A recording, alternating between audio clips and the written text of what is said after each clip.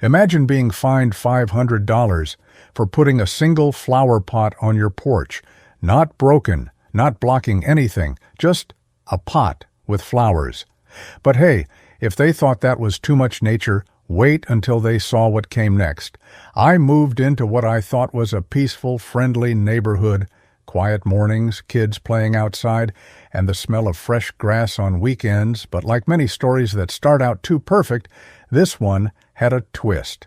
The Homeowners Association, or HOA, was watching closely, and they didn't like my flower pot.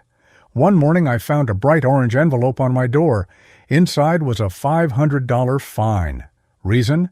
Unapproved decorative flora obstructing uniformity of visual landscape. Translation, my flower pot didn't match their idea of how a porch should look. It wasn't broken, it wasn't messy. It had purple petunias in a beige pot.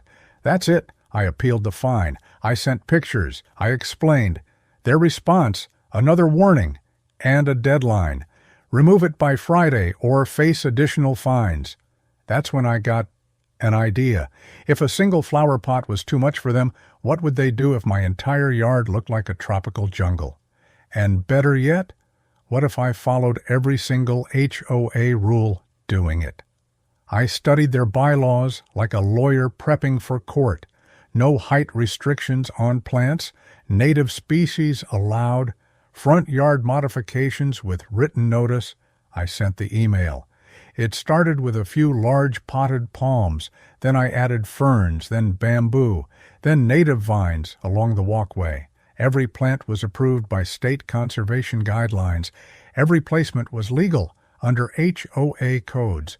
I even labeled each species with small wooden signs, for educational purposes. In just a few weeks, my yard went from Suburban Standard to Amazon Rainforest Subdivision Edition. Neighbors were curious. Some loved it. Others, not so much. The HOA furious. They called a board meeting, sent another violation, claimed my yard was visually disruptive. But I was ready. I showed them their own rules. Every plant legal, every pot approved. I even had emails confirming they received my landscaping plan and never objected. Their response? Silence, and a withdrawal of the original flower pot fine. Turns out they weren't prepared for someone who read the rule book better than they did.